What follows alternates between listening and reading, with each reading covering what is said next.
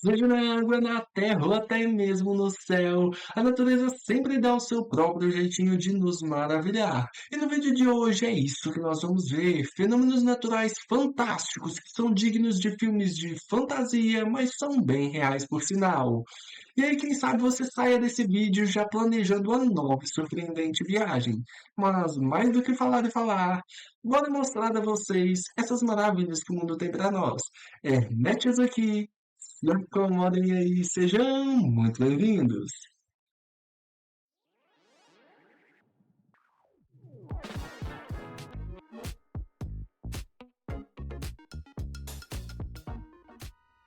Os Círculos das Fadas. Essas formações misteriosas ainda intrigam os cientistas até hoje, e acredite em mim, é difícil não se surpreender com as imagens que veremos a seguir. Os círculos das fadas são marcas praticamente circulares de terra, onde a vegetação não cresce de forma alguma e de forma ainda mais surpreendente, elas não são coisas aleatórias, muito pelo contrário, elas acontecem de forma bem regular, tendo um espaçamento bem comum e tamanhos bem semelhantes. Estão tão bem padronizadas que realmente parece uma cena de filme de fantasia. E não à toa, crenças populares antigas acreditam fortemente que podem ter sido criadas ou por seres mágicos ou por divindades.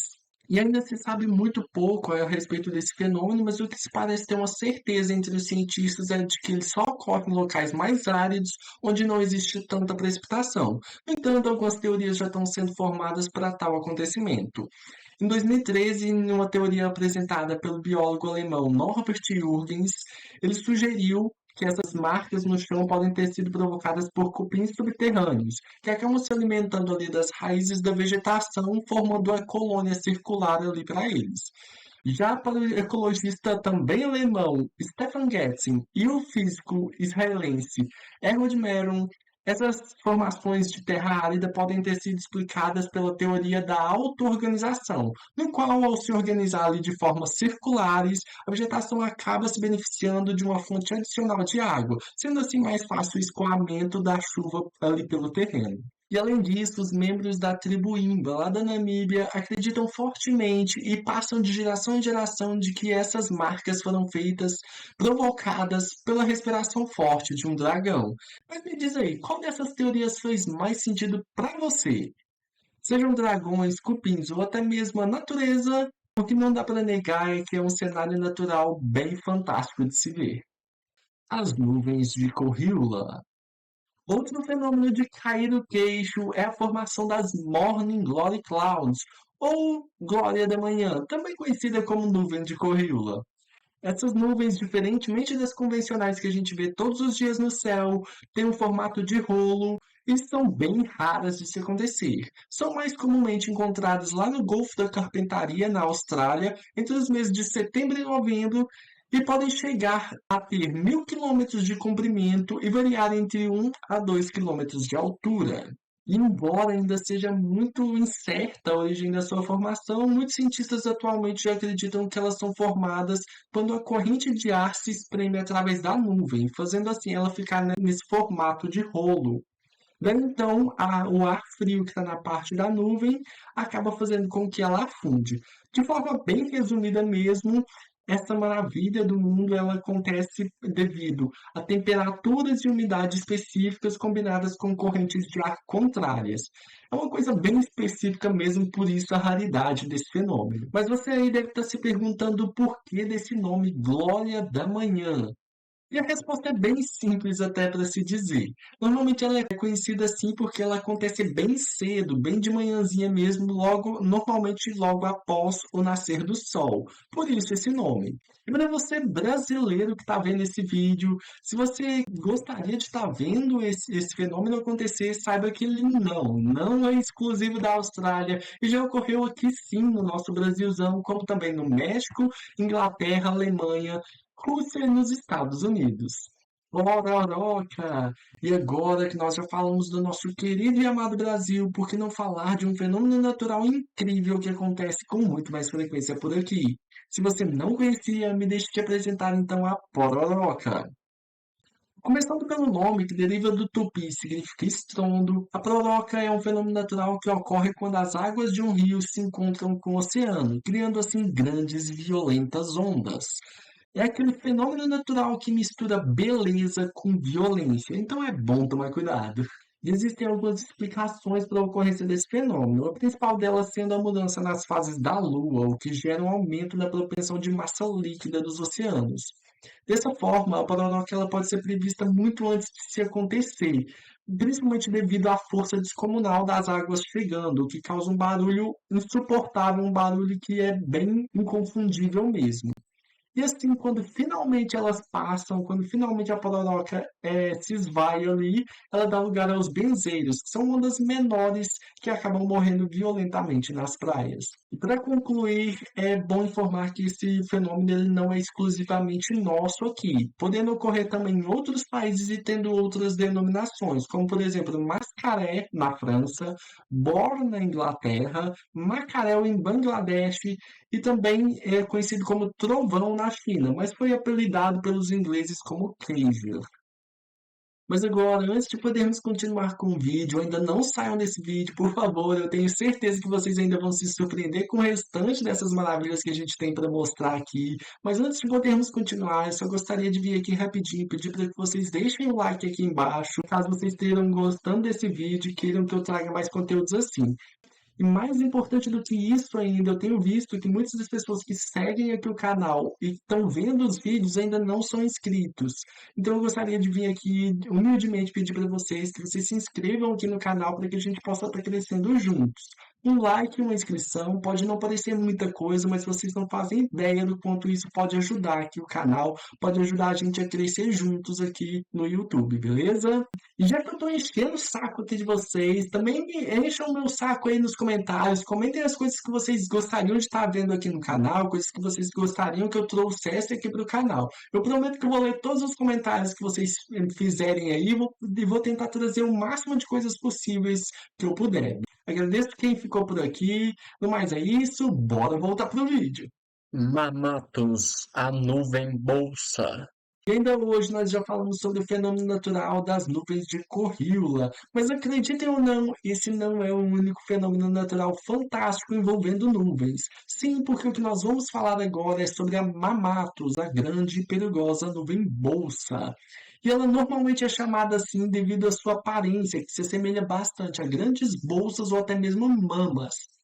E uma coisa intrigante sobre ela é que ela é dependente, existindo apenas como partes de outras nuvens, normalmente sendo observada acompanhando a grande e famosa cumulonimbus, que é aquela nuvem de tempestade, e permanecendo no céu por alguns minutos após a passagem de uma tempestade severa.